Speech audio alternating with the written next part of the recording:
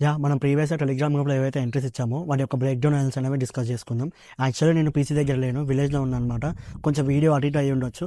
ఏమైనా డౌట్స్ ఉంటే నాకు వాట్సాప్‌లో మెసేజ్ చేయండి. నేను మళ్ళీ మీకు ఎక్స్‌ప్లెయిన్ చేస్తాను. So, without wasting of time చార్ట్‌లోకి వెళ్ళిపోదాం. చలో. Coming to charts. మనం ఫస్ట్ హైయర్ టైమ్ ఫ్రేమ్‌లో కన్ఫర్మేషన్ తీసుకుందాం. అసలు మార్కెట్ డైరెక్షన్ ఎట్లుందని చెప్పేసి. ఇక్కడ మనం చూసుకుంటే ఒక హ్యూజ్ సెల్ ఆఫ్ అనేది ఉంది. సెల్ డైరెక్షన్ అనేది ఉంది. సో, నేను సెల్ ట్రేడ్సే ప్లాన్ చేస్తాననమాట. ఇప్పుడు నేను లోయర్ టైమ్ ఫ్రేమ్‌కి షిఫ్ట్ అవుతున్నా. 15 మినిట్స్‌కి షిఫ్ట్ అయ్యా. And done. ఇక్కడ నేను ఒక ఎంట్రీ ప్లాన్ చేశా. బట్ నాకు ఇది ఎస్ఎల్‌హిట్ అయిపోయింది. ఇన్‌షియట్. ఇక్కడ ఏమైందంటే ఫస్ట్ ఆఫ్ ఆల్ నీకు ఒక మంచి ఇంపల్స్ మూవ్ అనేది ఇచ్చింది. ఒక సెల్ డైరెక్షన్ మూవ్ అనేది ఇచ్చింది. ఆఫ్టర్ దెన్ ఇక్కడ కొంచెం కన్సల్టేషన్ అయింది. ఈ కన్సల్టేషన్ అయిన తర్వాత నేను ఏమనుకున్నా అంటే ఇక్కడి నుంచి బ్రేక్ డౌన్ అయితదేమో అని మార్కెట్ ముందే గెస్ చేసి ఇక్కడ ఒక షార్ట్ పొజిషన్ ముందే ప్లాన్ చేశా. ఇక్కడ కన్ఫర్మేషన్ ఏం లేదు. ఫస్ట్ ఆఫ్ ఆల్ మనం కన్ఫర్మేషన్ ఏం తీసుకోవాలి? బ్రేక్ డౌన్ అయినంక అప్పుడు నువ్వు కిందకెళ్తదని తీసుకోవాలి. కానీ నేను కన్ఫర్మేషన్ తీసుకోకుండా సరే ఇంత డైరెక్షన్ ఉంది గదా! కిందకి ఎళ్తదనే వ్యూ ఉంది. బట్ నాకైతే సెల్ వ్యూ ఉండే. పక్కా కిందకి ఎళ్తదనే ఉండే. ఆఫ్టర్ దట్ ఇక్కడ ఎస్ఎల్ ఇచ్చినా కూడా నాకు తర్వాత కిందకే వెళ్ళిపోయింది మార్కెట్. సో, ఇక్కడ నాకు ఆ వ్యూతో కొంచెం ఓవర్ కాన్ఫిడెన్స్ ఇక్కడ ఎంట్రీ అనేది తీసుకున్నా. ఎస్ఎల్ హిట్ అయిపోయింది. ఇక్కడ లెసన్ అనేది నేర్చుకున్నా ఇక్కడ నేను. ఏం లెసన్ నేర్చుకున్నా? ప్యూర్ నీకు కన్ఫర్మేషన్ ఉంటేనే తీసుకోవాలి. లేకపోతే లేదు. మనం ఇంకొక ట్రేడ్ చూసుకుందాం. ఇంకొక ట్రేడ్ చూసుకుంటే ఇక్కడ గూడా హ్మ్. ఇక్కడ గూడా నాకిక్కడ ఎస్ఎల్ హిట్ అయిపోయింది గదా! ఈ ట్రేడ్. ఎస్ఎల్ హిట్ అయిపోయి పైకెళ్ళింది మార్కెట్. పైకెళ్ళి ఇక్కడ ఏదైతే ఉందో ఇక్కడ ఎస్ఎల్ అనేది ఎస్ఎల్ హాల్ట్ చేసి కిందకొచ్చింది మార్కెట్. మళ్ళీ అగైన్ సేమ్ అదే. ఈసారి బ్రేక్ డౌన్ ప్లస్ రీటెస్ట్ మీద కన్ఫర్మేషన్ మీద తీసుకున్నా. నాకిగో ఇక్కడ ప్లెయిన్ ఒక మైనర్ సపోర్ట్ జోన్ ఇది.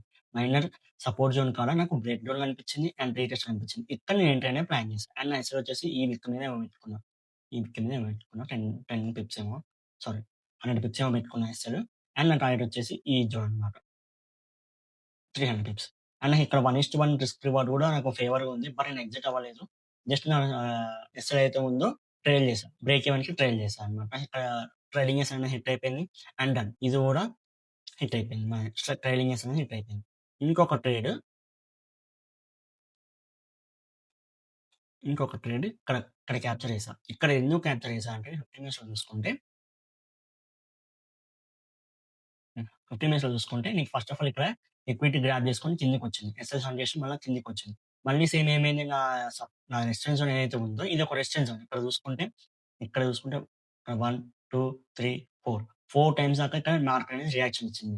లైక్ రెసిస్టెన్స్ లెక్క యాక్ట్ చేసింది. ఇక్కడ అగైన్ ఇక్కడ నీకు లిక్విడిటీ గ్రాబ్ చేసుకొని మళ్ళీ ఎస్ఎల్ మొత్తం హంట్ చేసి కిందకొచ్చి మళ్ళీ నా జోన్ ట్యాప్ అయింది. అసలైతే ఈ ఎంట్రీ ఇక్కడే క్యాప్చర్ చేయాలి. నేనిక్కడ క్యాప్చర్ చేయలేదు. అందుకని ఇక్కడ నేను ప్లాన్ చేశా ఒక ఎంట్రీ. బట్ నాకు ట్రైలింగ్ సెట్ అయిపోయింది. మళ్ళీ నా జోన్‌కొచ్చింది. సో, ఎందుకు ఆపర్చునిటీ వదులుకోవాలని చెప్పేసి ఇక్కడ నేను ఒక షార్ట్ పొజిషన్ ప్లాన్ చేశా. ఇది నాకు మంచి రివార్డ్ ఇచ్చింది. ఇక్కడ చూసుకుంటే 1:5 ఆల్‌మోస్ట్ 1:5 రిస్క్ రివార్డ్ ఉంది. 550 పిప్స్ ఏమో నా టార్గెట్ ఉంది. అండ్ నా స్టాప్ లాస్ వచ్చేసి 100 పిప్స్ ఏమో ఉంది. ఓకేనా? ఇది మంచి రివార్డ్. ఇది మన టెలిగ్రామ్ గ్రూప్‌లో కూడా ఇచ్చాం. కొంచెం చెక్ చేయండి. ఇయన్నీ నేను టెలిగ్రామ్ గ్రూప్‌లో ఇచ్చిన ఎంట్రీస్. కొంచెం చూడండి. ఓకేనా? ఇది మనం నిన్న ప్లాన్ చేసాం. నిన్న మీటింగ్స్ ఉన్నాయి కదా! ఆ మీటింగ్స్‌లో ప్లాన్ చేసాం. బట్ ఇది నాకు 1:2 ఏమో ఇచ్చింది అరౌండ్ 1:2 దగ్గరికొచ్చింది. And again trailing S hit అయిపోయింది.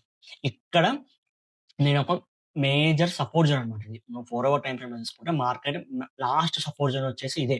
ఇక్కడి నుంచి పక్కా మ్యాక్స్ రియాక్ట్ అవ్వాలి మార్కెట్. ఎంతో కొంత రియాక్ట్ అవ్వాలి.